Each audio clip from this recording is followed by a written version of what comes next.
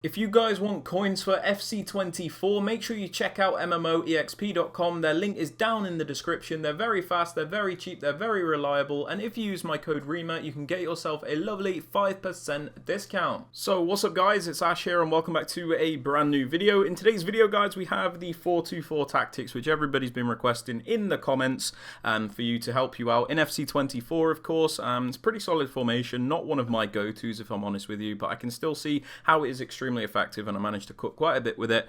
But yeah, I'm sure a lot of you will like this, so yeah, let's get right into it guys. Just before we do though, please be sure to drop it a thumbs up, as it does really help me out with the YouTube search algorithm. Sub to the channel if you are new so you never miss out on any videos, of course, and also don't forget to turn on those notifications. And yeah, with all that aside guys, let's get right into today's video. Hope you enjoy. Alright then guys, so starting off with the tactics, pretty similar to most formations, because as I've explained a lot in this game, tactics are very linear, very one-dimensional. You have to fit a certain style in FC24 in order to actually do well. So if the tactics seem similar, it's because they are. So quickly running through them guys, defensive style, I always use this unbalanced. I say this quite a lot, but the reason I like it is because it gives me the best control over my defenders. When I want to press up against them, I can, and when I want to be more conservative and drop back, I can also do that. So I advise balanced, as I think it's the most consistent and the most manual as well.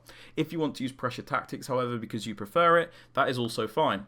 For the defensive width, guys, I'd advise between 40 and 50. The reason for this is it gives you a nice, narrow and compact defense to block out those attacks through the middle, so you can cut out those attacks centrally.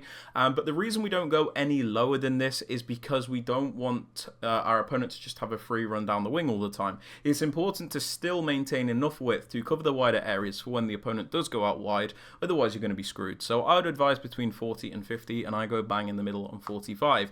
Now for the depth, guys, you have a couple of options really. One thing people like to use is 71 depth. Gives you that automatic press from the AI. It's very overpowered, completely congests that middle area of the pitch and makes it near impossible to play through the middle. A lot of people do like this. They like that auto press from the AI, but if you're more manual, if you like defending a bit more like me, where you like to have more control, you can use something like 65 or 60, where you still have that higher defensive line, you just have more control over when you actually press, if you get what I'm saying. So I like it.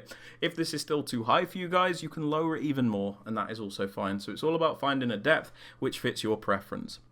Moving on to the build-up play, guys, I always recommend balanced, as I find it to be the most reliable and the most consistent. When you use balanced, guys, you can basically do whatever build-up you want. So you can do slow build-up, fast build-up, or even long ball. The thing is about these individual settings like slow build-up and fast build-up is I find them to be genuinely terrible. Like slow build-up, your players just don't move at all, and that doesn't help you build up slowly. Fast build-up, they just move all over the place and not in a good way. So I think balanced is the best, but the only one you can make an argument for is long ball, because you can actually notice a difference with that if you play a lot of long balls. Now for the chance creation, guys, I highly recommend direct passing. Now the reason for this is it gives you the best chance at breaking through those park the bus defenses. When you use direct passing, guys, what happens is it's like a very push forward track back kind of movement from your forwards. So what will happen is your attackers will make a run, and then the opposition defender follows the run that the attacker has made.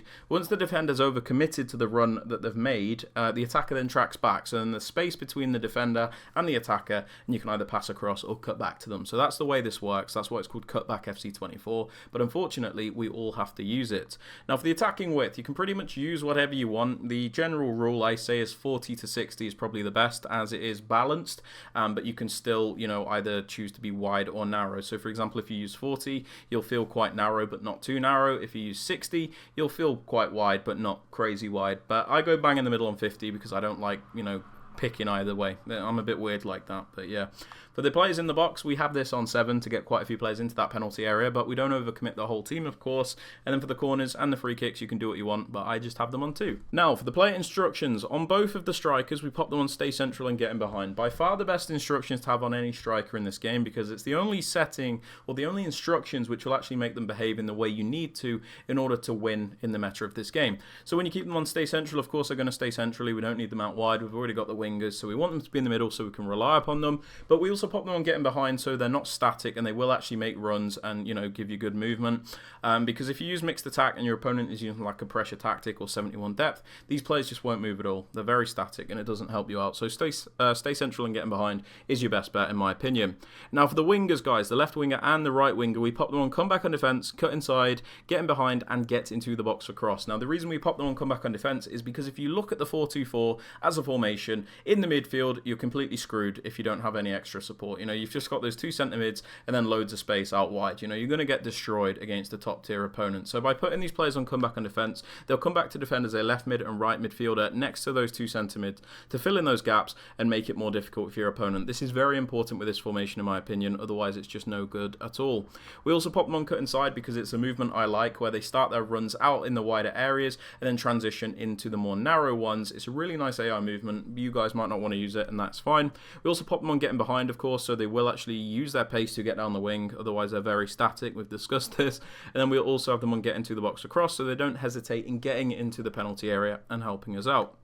Now, for the left centre mid guys, I use a more defensive-minded midfielder in this one, in this position, like a CDM. So we use Declan Rice. So this is somebody that's going to bring balance to the midfield and just ensure that we don't overcommit everybody in the attack. So on this player, stay back, stay on the edge of the box cross and cover centre. So he won't go forward. If he ends up going forward, he won't commit into the penalty area, and then he'll cover the middle areas because we've got the wingers coming back to cover the wider areas. Now, for the right centre mid guys, we use a more box-to-box style midfielder, somebody that will attack and defend, basically do a bit of everything. So we kind of just let them do what they want. We don't really restrict them. The only thing we change is cover centre. So like the other centre mid, they'll cover that middle area as opposed to the wing because we have those wide midfielders coming back to cover those wider areas.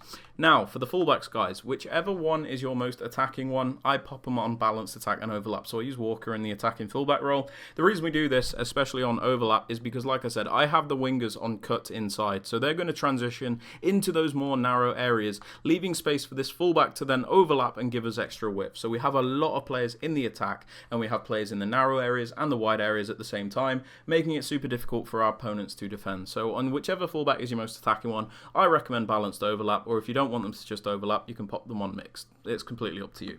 Then for the other fullback guys, the more defensive one, so in my case Cancelo, the reason I keep him back by the way is because he does have that long ball plus play style, so he can sit quite deep in the pitch and then while the other fullback's making that run, he can ping the long ball up to him. So that is why I do that. So on the more defensive one, like I said, stay back and overlap. This is so you always have at least 3 defenders back at a time, but when you send them on that run forward, they'll make that overlapping run to give you that extra width, just like the other fullback. So I really like this setup. It's really nice and balanced. For the 2 centre-backs guys, of course we leave them alone. We don't touch them. We don't really want them, you know, joining the attack or anything. And then the keeper, we also leave them alone, but you can pop them on comes crosses and sweep a keeper if you would like. But yeah, guys, they are the tactics and instructions for the 4-2-4. I hope you guys have enjoyed the video or found it useful. If you have, please be sure to drop it a thumbs up. Sub to the channel if you are new, of course, and don't forget to turn on those notifications so you never miss out on an upload.